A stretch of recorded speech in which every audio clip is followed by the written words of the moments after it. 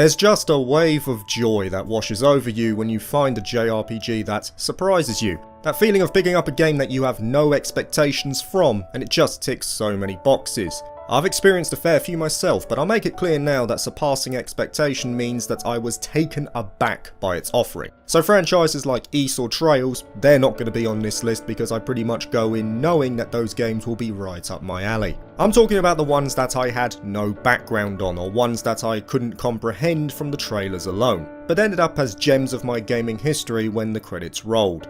Here are 7 JRPGs that exceeded my expectations.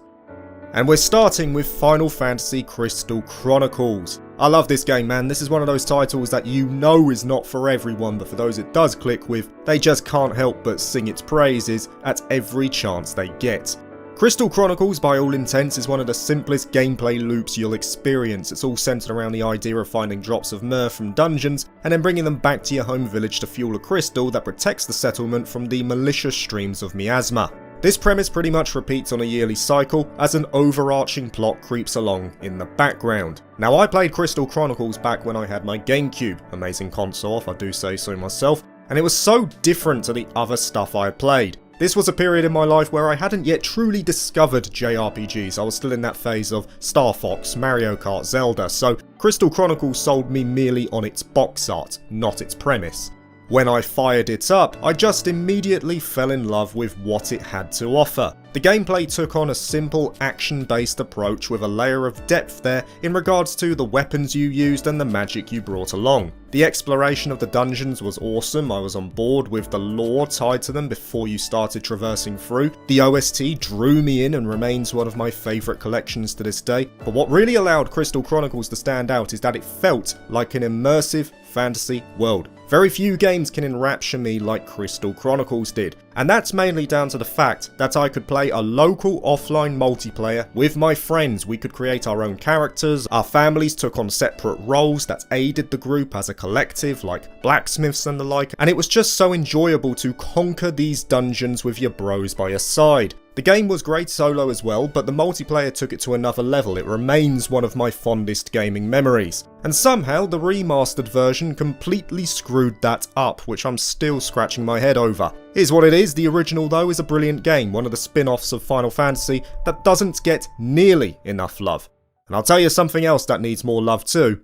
This video's sponsor, Studio Camellia, and their 3D turn-based JRPG Alzara Radiant Echoes. Developed by a passionate group of developers looking to bring their own vision to the world of JRPGs, including genre veterans like Motoi Sakuraba for the OST, and main character designs by Yoshihiro Ambe, Alzara Radiant Echoes as players explore a fantasy Mediterranean archipelago of a world on the brink of war. This turn-based battle system is centered around the use of the elements with 4 characters in 2 rows, and strategy formed through the mechanic of swapping and sharing magical abilities. The adventure itself is inspired by beloved JRPG classics like Final Fantasy X, but it needs your assistance to come to fruition, as the Kickstarter campaign has just gone live and will end on June the 14th.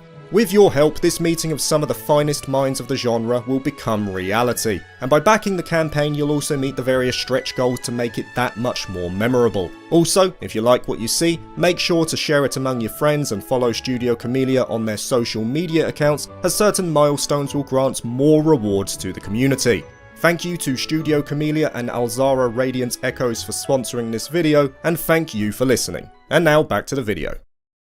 The second game on this list will be Star Ocean: The Divine Force, and sadly, there's a chance it could be the last new Star Ocean game for a while, as it looks like Square just don't want to focus on smaller franchises anymore in light of their restructuring. Irrespective of the success of SO2R, Divine Force didn't really set the world alight in the same way, and it's a real possibility that it could be the last mainline entry we see for many years. And I'll tell you now, that sucks, because Divine Force is the best 7 out of 10 I've ever played. I'm not gonna blow smoke up your arse and tell you it's perfect.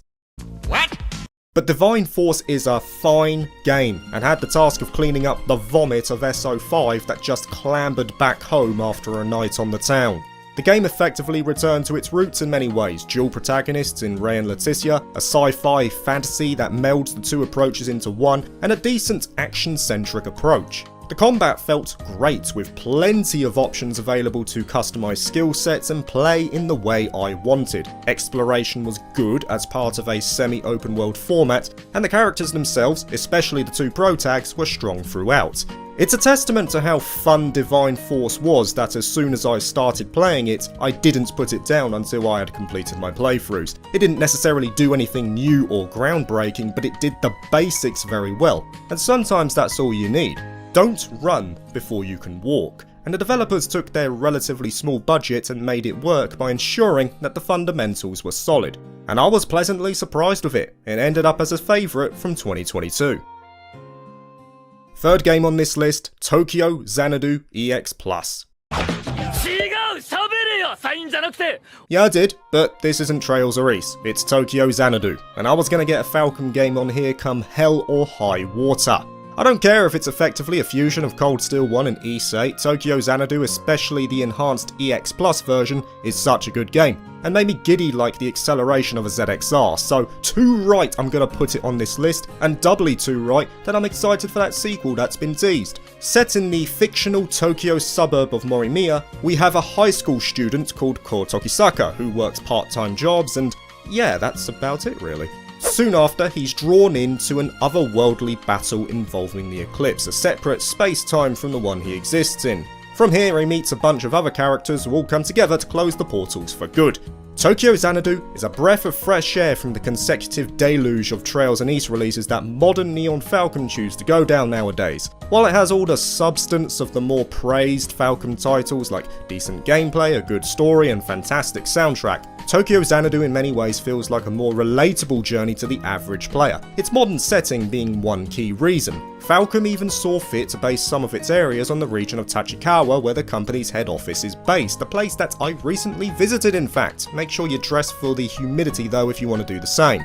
It also feels like a celebration of Falcom's works in many ways, with references to other releases sprinkled throughout in the form of minigames or just existing in the environment itself. It makes exploration fun. It's a highlight of the journey and adds yet more to the concept of talking to NPCs, which is so common in the likes of Trails, adding more to the world, but also giving it a relatable link that fans can draw on. As a standalone though, it still holds up, and remains one of my favourite works from Falcom as a company. And the same can be said of this fourth game, which is going to be Etrian Odyssey: The Millennium Girl, a game that for all intents should never have hooked me in, because I'm not big on dungeon RPGs. Developed by Atlus and released for the 3DS as a sort of reimagining of the first game, The Millennium Girl, while simple in its gameplay premise, was ludicrously addicting. The gameplay loop of going ever deeper on the floors, completing quests, buying new equipment just to go even further down and mapping out the dungeons by hand using the second screen of the 3DS, it works so well. And yeah, I get that that is the draw of a dungeon RPG and is ultimately the core that makes up the genre, but this game did it better than many others I've seen, and that's mostly down to how polished the game is. The artwork, the battle system and the music were just top tier, and though I wasn't able to see the game through to the end due to PC troubles back in 2022, meaning I lost 35 hours of gameplay, I could tell that the story was moulding into something big. If I ever get the time, I very much doubt that at present, I'd like to one day finish it. Maybe when I'm in my 80s and sitting in a rocking chair, retired and shut off from the world in some out of the way village, I'll break out my 3DS and see it through to the end. This was a wonderful game that made full use of the 3DS's capabilities at the time, and it's a great time to get stuck into the series if you're interested, considering those recent remasters of some of the other games. It's well worth your time. As is the next game, Atelier with Lydie and Suelle, but for a completely different reason. I fully expected games like Atelier Sophie 2 and Riser 2 to be hits for me, but I didn't think that Lydie and Suelle would make a similar level of impact. We join the twin sisters of Lydie and Suelle as they attempt to make their atelier the best in the city, and it is the last game of the original Mysterious trilogy. Now, it's no secret that I love Atelier games. The franchise is now up there as one of my go-to JRPG series, one that I will play every new release for as soon as it hits the shelves, whether that be for good or for bad. You maniacs! You blew it up! Oh, damn you! God damn you all to hell!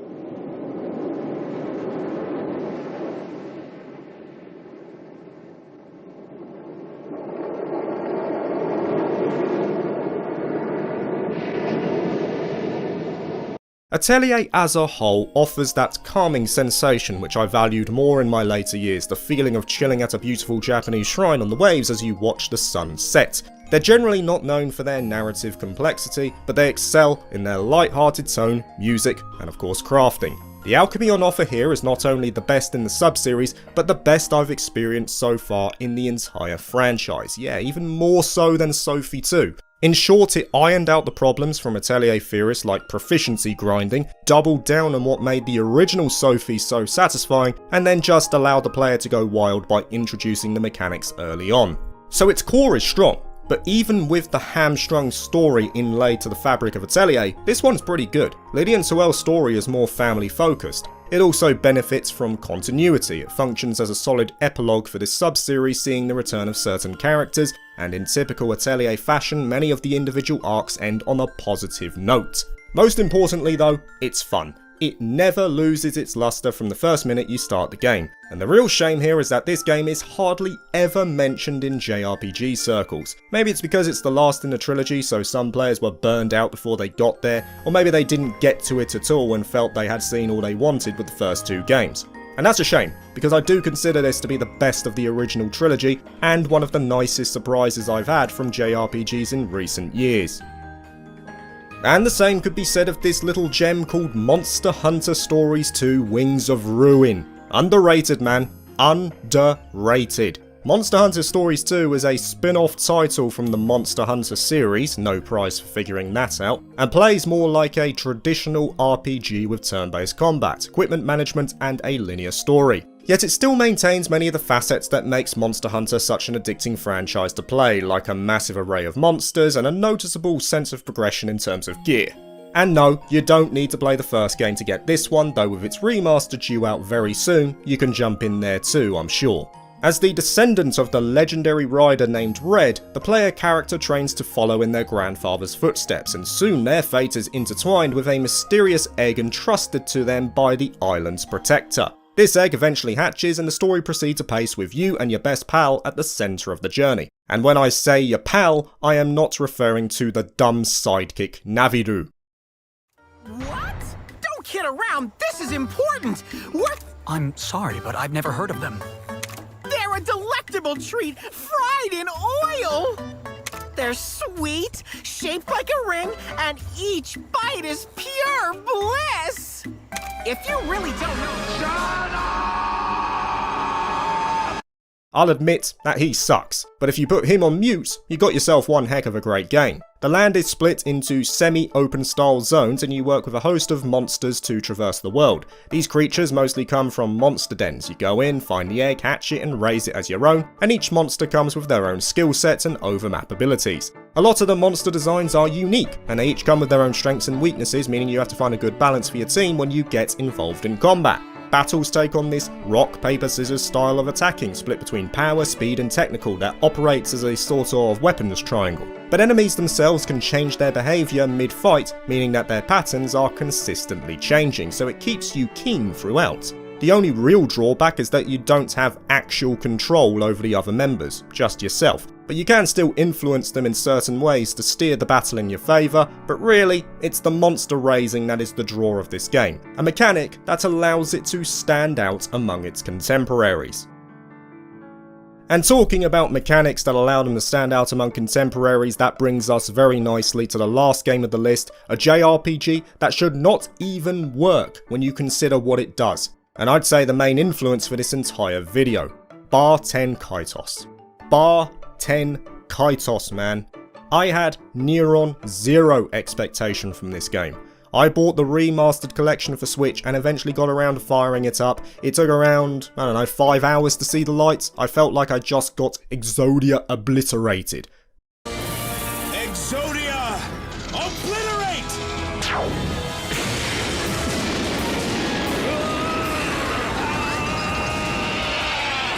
But in a good way.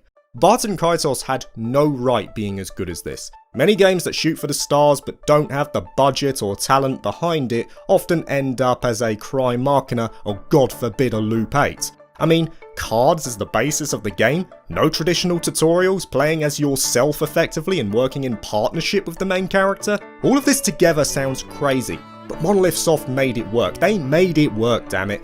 Baten Kaitos, the original, was in my top 3 games for last year. I latched onto it that much. I couldn't put it down for hours on end. I noticed very quickly that Baten Kaitos was not like many other RPGs. It throws many of the staples out the window and forced me to play by its rules. The tutorials, for example, are in the game, but only if you talk to the NPCs. It's a novel way of doing things that doesn't break immersion. You're not being taken out of the experience to do that. But the biggest draw of Baten Kaitos are without doubt the Magnus, or in layman's terms the cards. While they're used in virtually every aspect of this universe, they're mostly going to be seen in combat. Every character has a deck of cards that you can freely customize in the way you want, and as many trading card games require, you need a good balance to circumvent the dangers in this world. The game is difficult, no doubt about that, but any sort of difficulty spike can be circumvented mostly through the composition of your deck in addition to leveling up, of course. It's mechanics like this that ensure that every fight in Baten Kaitos is unique and challenging, but never cheap, and that's why I love it so much. There is no artificial difficulty. If you're engaging with the deck building properly, you will have no problem circumventing anything that the game throws at you. And no, I didn't forget, I can't praise Baten Kaitos without mentioning its OST as well, which is just some of Motoi Sakuraba's greatest work in my opinion. And there's another reminder to check out the Kickstarter for Alzara Radiant Echoes. He's working on that OST too. Give it some love. Anyway, rounding it out, Baten Kaitos is brilliant. One of the best RPGs I played in 2023, and I'll be singing its praises for many years to come. A classic case of being bamboozled and bewitched by a JRPG that I had no expectation of. Thank you for watching this video. If you liked it, please like and subscribe for more JRPG content and consider joining my Patreon if you're interested. Peace.